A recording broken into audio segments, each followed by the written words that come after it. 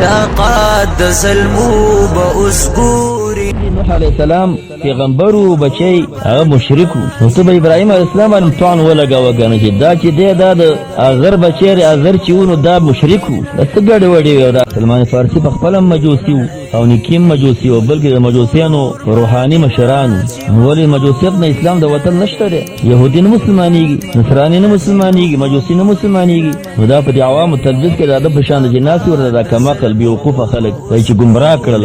دا تا چیرته علم کړی دی؟ تا پلار چې دی نو دا به کوم مذهب والا او دا ستا نیکه او نیکونو کې به څوک چې کېدای شي یهودان وي. دا پښتانه چې دی دا غالبا ویلګي دا یهودي نسل دي، نسل یې اور درسیږي. نو دا صاحب نشي پښتنو لپاره طائف خلکو نبی صلی الله علیه وسلم په ګډو باندې اشتلو او زخمی کړو، لیکن نبی صلی الله علیه وسلم فرمایي دی په نسل کې بعض خلک راوځي هغه به الله یادوي. دا په خلک را پیدا شو کنه. محمد بن قاسم د ګوره دا ثقفي دی، ثقيف د قبيله دی او هغه به د مجاهد ته جوړ شي چې هغه راغی ملتان کې د پنجابیانو نه بدلا واخیستل دی وی خزي مسلمان خزي.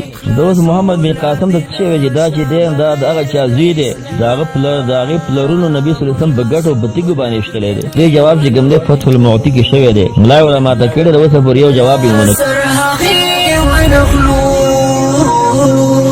ترسوي سرونا. السلام علیکم ورحمۃ اللہ. دا مردار خور چې تلبیس کوي دا منګه تفصیلی کتاب لیکل فتح المعطی د دې تلبیس رد پکې تفصیلا شتا.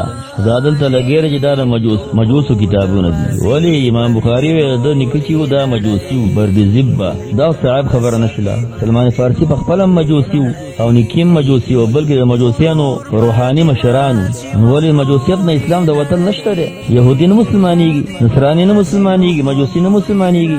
دا په عوامو تلبیس کې دا د پشان د جناس ورته دا کماقل بیوقوفه خلک چې ګمراه کړل. ګوره د امام بخاری نکه چې کوم دی دا مجوسی دا مجوسی الاصل دی. نو مجوسی الاصل دی لیکن مسلم دی، مسلمان دی، اسلام راوړی دی، مسلمان شوی دی.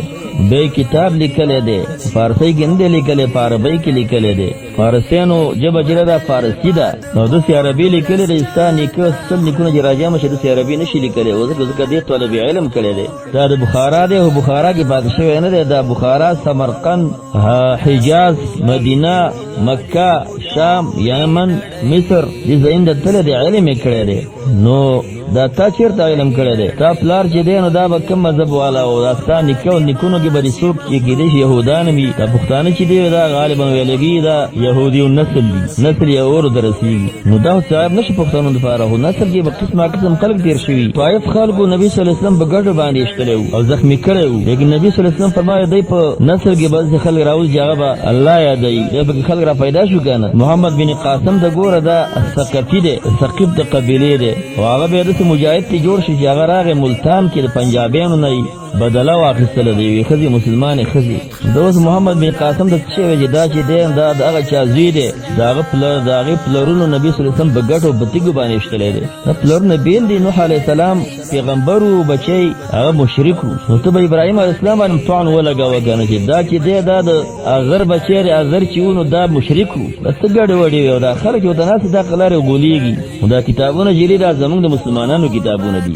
بیا قلتوب خبره دار چې کتابونه ستاري خبرې بګي زماج دا څنګه کې دي؟ ستا خبر نه نقل کړي دي ته څوک یې؟ ستا خبرې دا رسول الله خبرې پکې دي. ته خو نه منې ته منکر حدیث کتابونه زمونږ دي، خبرې مګي زمونږ د دین اسلام دي. زمونږ د اسلام دوه پایګانې دي، قران او دغه شرح هغه د احادیث وي. او څوک چې احادیث نه مني په قران باندې نه پوهیږي قران هم نه مني. دا خبره وګد شو له دې جواب چې ګمله فتح المعطی کې شوی دی ملای علماء ته کړه د وسه پر یو جواب یې ونه ترسوي سرون راپور